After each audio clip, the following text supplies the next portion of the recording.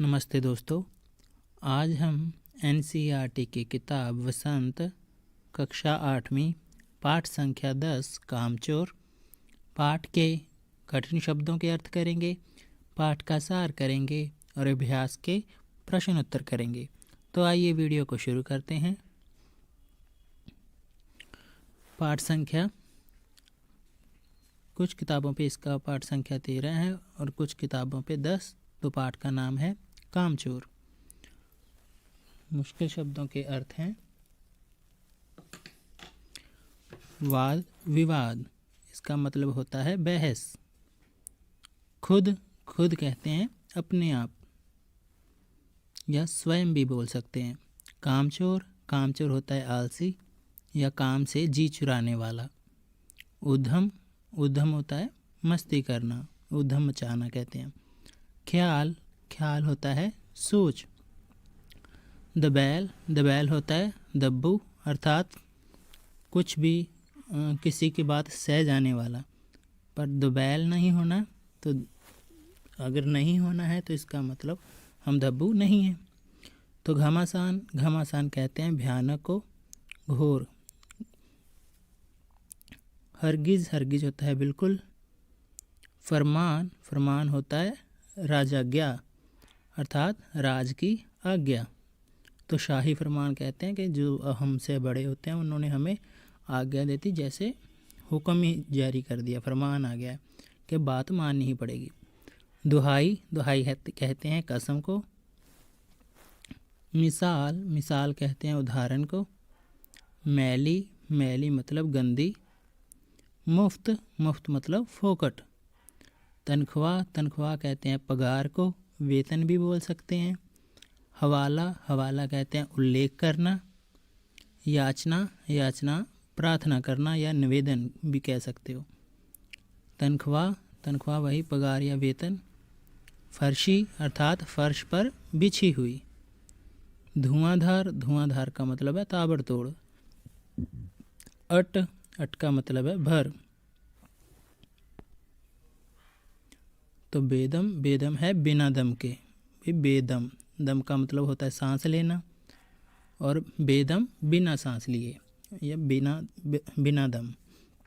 फौरन होता है तुरंत, तत्काल, उसी समय, उसी क्षण कह सकते हैं। फैसला होता है निर्णय लेना या निर्णय।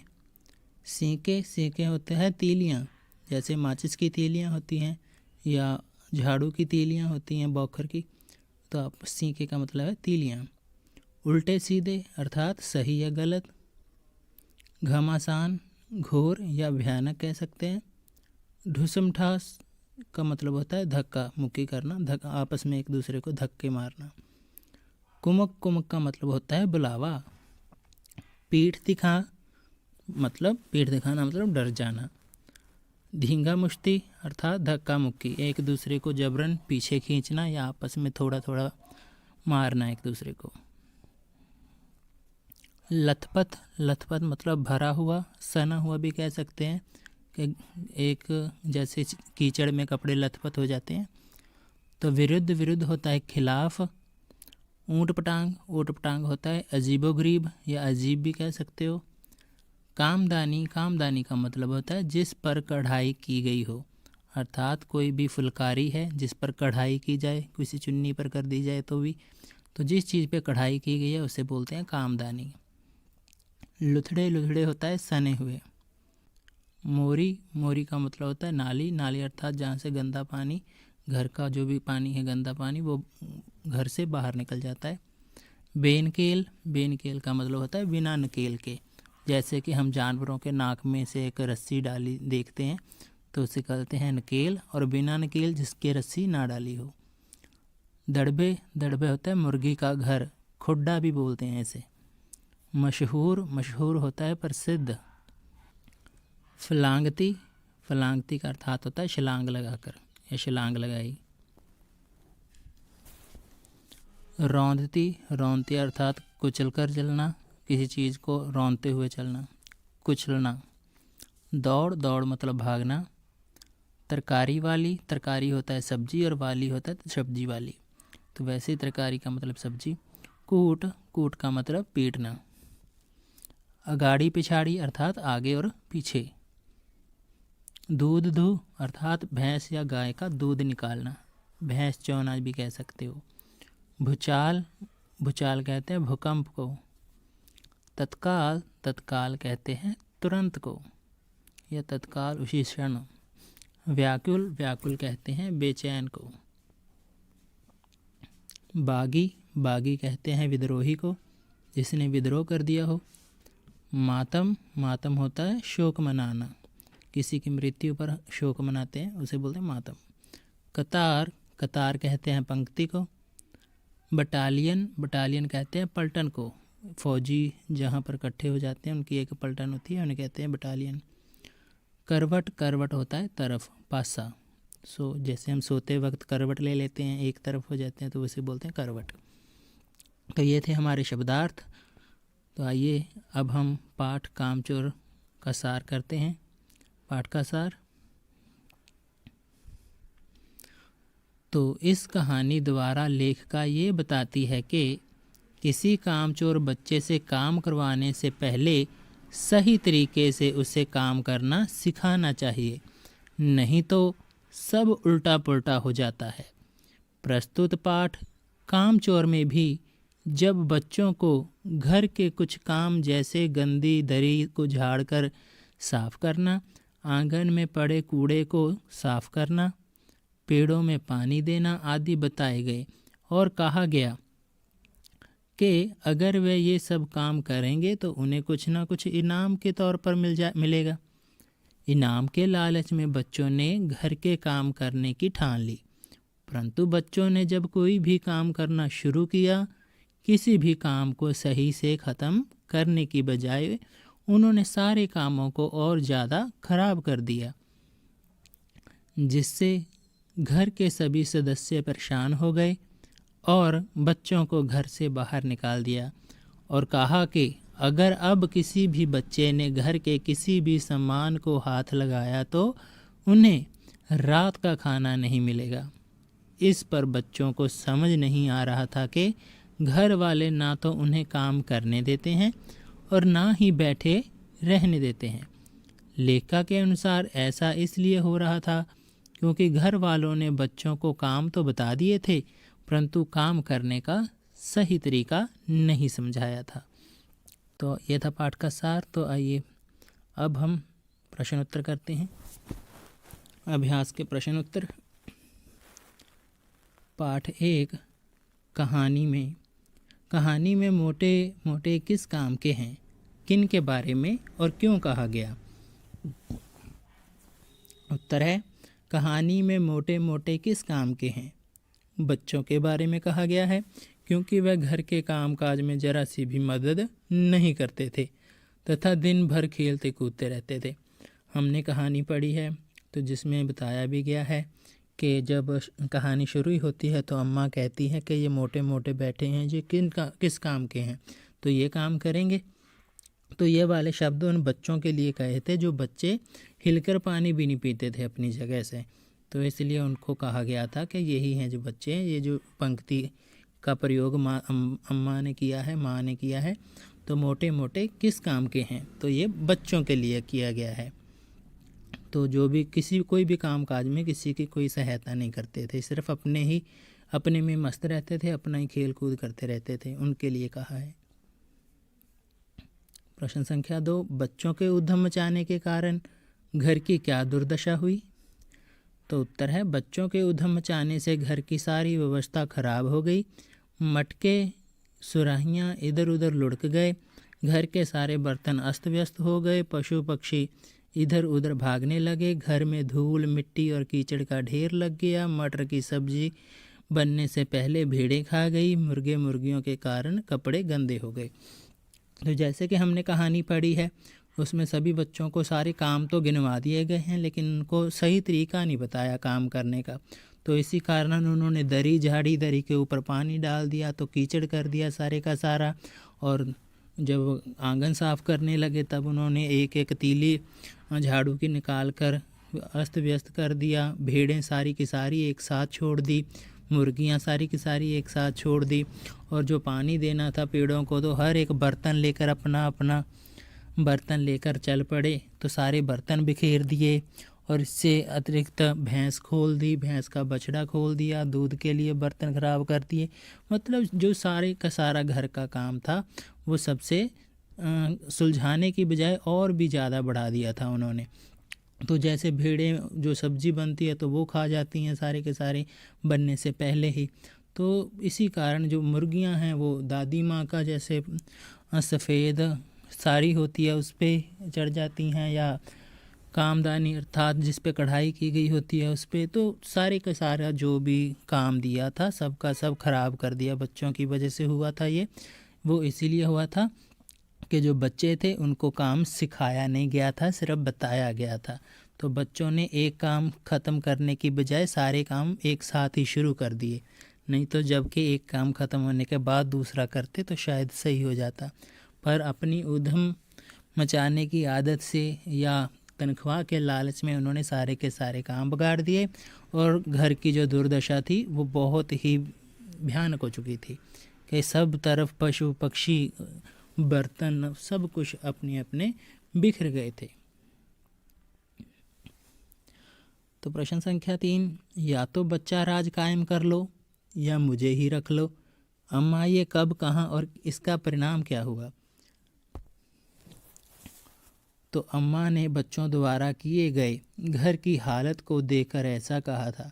जब पिताजी ने बच्चों को घर के काम काज में हाथ बटाने की नसीहत दी तब उन्होंने क्या, इसके विपरीत सारे घर को तहस नहस किया, चारों तरफ सामान बिखरा दिया, मुर्गियां और भेड़ों को घर में घुसा दिया, जिसका परिणाम ये हुआ कि काम करने की बजाय उन्होंने घर का काम कई गुना बढ़ा दिया, जिससे अम्मा जी बहुत परेशान हो गई थी। उन्होंने पिता को साफ साफ कह दिया कि या तो बच्चों से करवा लो या मैं मायके चली जाती हूँ। इसका परिणाम ये हुआ कि पिताजी ने घर की किसी भी चीज़ को बच्चों को हाथ ना लगाने की हिदायत दे डाली, नहीं तो सज़ा के लिए तैयार रहने को कहा। तो जैसे कि कहानी के शुरुआत में हमने देखा कि पिताजी बच्चों को नसीहत देते हैं कि बच्चों सबके घर में जितने भी काम हैं हमारे, तो उसमें हाथ बटाना चाहिए, बच्चों को ऐसे काम चोर बन के नहीं बैठे रहना चाहिए। तब पिताजी ने नसीहत दी थी जब सभी ने अपना अपना काम शुरू किया, सब कुछ बिखरा दिया, घर का काम सारा बढ़ा दिया। तो आखिर में कहानी के आखिर में जो माता जी हैं, मम्मी हैं, तो वो परेशान होकर कहती हैं कि या तो बच्चा राज कायम कर लो या मुझे ही रख लो, अर्थात अगर बच्चे यहाँ रहेंगे तो मैं मायके चली हूँ, या तो बच्चों से काम करवा लो या मुझसे, एक ही काम होगा, नहीं मैं मायके जाती हूँ। तो ऐसे शब्द बोले थे। तो वो इसलिए बोले थे क्योंकि बच्चों ने कोई भी काम सुलझाने के अलावा सारे का सारा जो घर था बिखरा दिया था, तो सारे का सारा काम कई गुना बढ़ा दिया था। इसी से परेशान होकर माता जी ने यह शब्द कहे थे, और इन्हीं शब्दों के असर पर जो पिताजी ने पहले नसीहत दी थी काम करवाने की, तो अब बच्चों को बाहर निकाल दिया और कहा कि कोई भी बच्चा किसी भी काम को हाथ नहीं लगाएगा, किसी भी चीज़ को हाथ नहीं लगाएगा, और अगर कोई ऐसा करेगा तो सज़ा के लिए तैयार रहिएगा। प्रश्न संख्या 4, कामचोर कहानी क्या संदेश देती है? उत्तर है, ये एक हास्य प्रधान कहानी है। ये कहानी संदेश देती है कि बच्चों को उनके स्वभाव के अनुसार उम्र और रुचि ध्यान में रखते हुए काम करना चाहिए, जिससे वे बचपन से ही रचनात्मक कार्यों में लगन तथा रुचि का परिचय दे सकते हैं। उनके ऊपर बड़ों की जिम्मेदारी थोपना बचपन को कुचलना है। अतः बड़ों को चाहिए कि समझदार बच्चा बनकर बच्चों के बीच रहे और उन्हें सही दिशा प्रदान करे।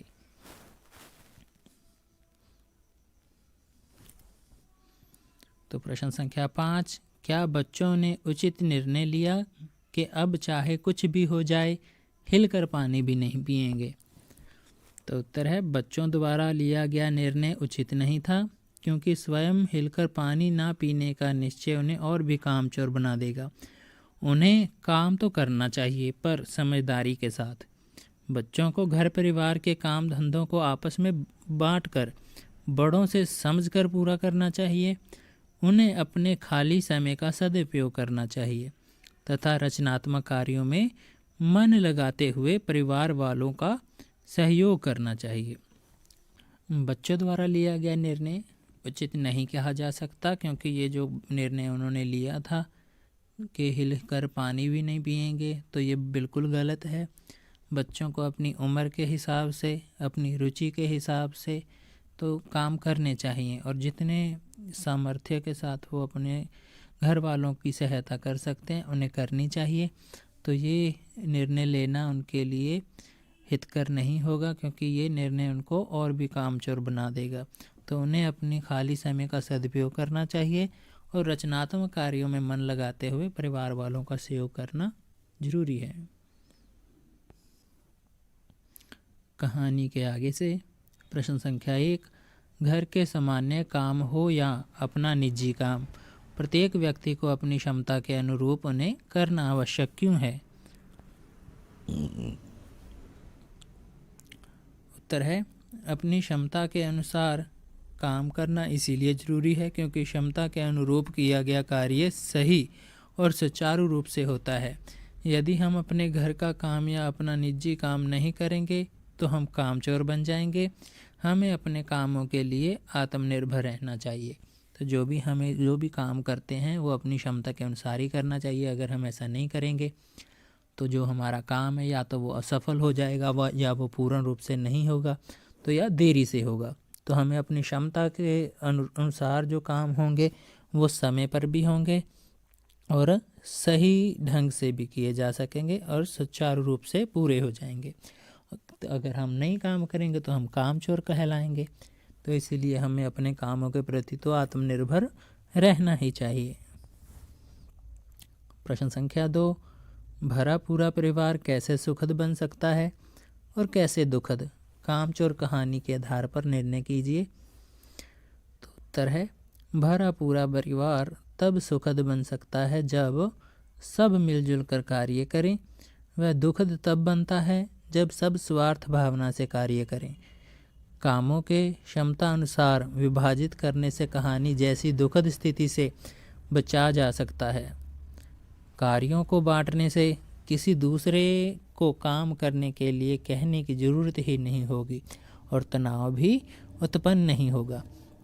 तो बिल्कुल सही बात है कि भरा पूरा परिवार सुखद तो तब बन सकता है जब सभी मिलजुल कर काम करें, सभी एक दूसरे का दुख सुख बांटें।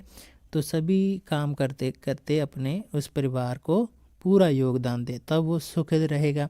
लेकिन जब स्वार्थ भावना से काम करने लगा हर कोई सदस्य, तब परिवार दुख में बदल जाता है, परिवार दुखित हो जाता है, अर्थात जितने भी सदस्य हैं सभी निराश हो जाते हैं।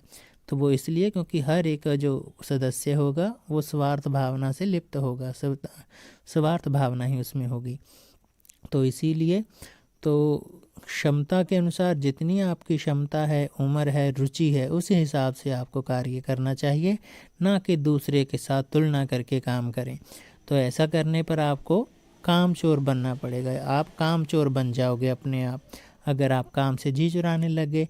तो इसलिए अपनी क्षमता को ध्यान में रखते हुए, अपनी रुचियों को ध्यान में रखते हुए, अपनी ज़रूरतों के अनुसार ही आप अपना कार्य को सही ढंग से कर सकते हैं और दूसरे का सहयोग कर सकते हैं।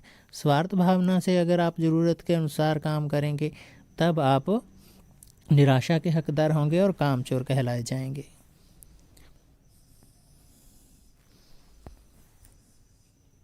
प्रश्न संख्या 3, बड़े होते बच्चे किस प्रकार माता पिता के सहयोगी हो सकते हैं और किस प्रकार भार बन सकते हैं? कामचोर कहानी के आधार पर अपने विचार व्यक्त कीजिए। तो उत्तर है, बड़े होते बच्चे यदि माता पिता को छोटे छोटे कार्यों में मदद करें तो वह उनके सहयोगी हो सकते हैं। जैसे अपना कार्य स्वयं करना, अपने आप स्कूल के लिए तैयार हो जाएं, अपने खाने के बर्तन यथा संभव स्थान पर रखाएं, अपने कमरे को सहज कर रखें। यदि हम बच्चों को उनका कार्य करने की सीख नहीं देते तो वह सहयोग के स्थान पर माता पिता के लिए भार ही साबित होंगे। उनके बड़ा होने पर उनसे कोई कार्य करवाया जाएगा तो वह उस कार्य को भली भांति करने के स्थान पर तहस नहस ही कर देंगे। जैसे कि कामचोर लेख पर बच्चों ने सारे घर का हाल कर दिया था, इसीलिए माता पिता को बच्चों को उनके स्वभाव के अनुसार उम्र और रुचि ध्यान में रखते हुए काम कराना चाहिए, जिससे बचपन से ही उनमें काम के प्रति लगन तथा रुचि उत्पन्न होना के तब ऊब और उनके सहयोगी हो सके। तो सीधी सी बात है कि अगर जो बच्चे हैं वो अपना काम स्वयं करेंगे, अपने स्कूल के लिए अपने आप तैयार हो जाएंगे, खाना खाने के बाद बर्तन सही स्थान पे रख देंगे, जो उनका कमरा है उसमें सामान इधर उधर बिखरा ना छोड़कर सहज रूप से सही स्थान पे रख देंगे, अपना कमरा सजा कर रखेंगे, सहज रखेंगे, साफ़ सुथरा रखेंगे, तो इन सब कामों में जो मदद मिलेगी परिवार वालों को वो बहुत ही फ़ायदेमंद होगी। ये आपका सहयोग हो सकता है बच्चों का सबका। तो ये वाली जो सीख है बच्चों को बड़ों को सिखानी चाहिए। इससे सीखने से ही बच्चे अपने काम को सही ढंग से कर पाएंगे और माता पिता पे भार नहीं बनेंगे, नहीं साबित होंगे, उनके लिए सहयोगी साबित होंगे। उनसे बड़ा होने पर उनके कोई कार्य करवाया जाएगा तो वह उसे भली भांति करने के लिए तैयार रहेंगे, तो अच्छे से कर पाएंगे। लेकिन अगर नहीं सिखाया गया तो वो हर एक काम को तहस नहस कर देंगे। तो जैसे कि इस पाठ में हमने देखा है कि कामचोर जो कहानी है, इसमें बच्चों को काम तो दे दिया गया है, तो बच्चों को काम सिखाया नहीं गया था, इसलिए उन्होंने सारा का सारा काम तहस नहस कर दिया, सारे का सारा घर तहस नहस कर दिया। और अगर सिखाया जाता तो उन सभी के सभी बच्चों ने अच्छे से सारे काम को कर लेना था। तो ये माता पिता की ही जिम्मेवारी बनती है कि वो उनके उम्र के हिसाब से, उनके रुचि के अनुसार से, तो उनका स्वभाव देखकर ही उनको काम कराना चाहिए, उनको काम देना चाहिए ताकि वो अच्छे से काम कर सकें। अगर उनमें काम करने की भावना आ गई तो वो अच्छे से काम करेंगे और दिल से काम करेंगे, नहीं तो वो ऊब जाएंगे, अर्थात वो बोर हो जाएंगे, कहने का मतलब। तो ऐसा नहीं है, तो उनको अच्छे ढंग से सिखाया गया काम वो अच्छे से कर पाएंगे, तो और आपके लिए सहयोगी बनेंगे। अगर आप काम नहीं सिखाओगे तो वो आप पर बोझ बनेंगे। प्रश्न संख्या 4, कामचोर कहानी एकल परिवार की कहानी है या संयुक्त परिवार की? इन दोनों तरह के परिवार में क्या क्या अंतर होते हैं? तो उत्तर है कामचोर कहानी संयुक्त परिवार की कहानी है। इन दोनों में अंतर इस प्रकार है। एकल परिवार में सदस्यों की संख्या 3 से 4 होती है, माँ, पिताजी व बच्चे होते हैं। संयुक्त परिवार में सदस्यों की संख्या ज़्यादा होती है इसमें, क्योंकि इसमें चाचा चाची, ताऊ जी, ताई जी, माँ, पिताजी, बच्चे सभी सम्मिलित होते हैं। एकल परिवार में सारा कार्य स्वयं करना पड़ता है, जबकि संयुक्त परिवार में सब लोग मिलजुल कर कार्य करते हैं। एकल परिवार में जीवन के सुख दुख का अकेले सामना करना पड़ता है, जबकि संयुक्त परिवार में सारे सदस्य मिलकर जीवन के दुख सुख का सामना करते हैं। तो संयुक्त परिवार के अपने फायदे हैं और एकल परिवार के अपने, संयुक्त परिवार की अपनी हानियां हैं, तो और एकल परिवार की अपनी हानियां हैं। तो जिस मर्जी परिवार का चुनाव करो तो कुछ ना कुछ तो हमें छोड़ना ही पड़ता है। तो अगर यहाँ पे संयुक्त परिवार की कहानी है तो यहाँ पे आपने बताया है कि सुख दुख में एक दूसरे के भागीदार बनते हैं। और ये जो एकल परिवार में ज़्यादातर सिर्फ 4 लोग ही होते हैं, जबकि संयुक्त परिवार भरा पूरा परिवार होता है, सारा काम स्वयं करना पड़ता है एकल परिवार में।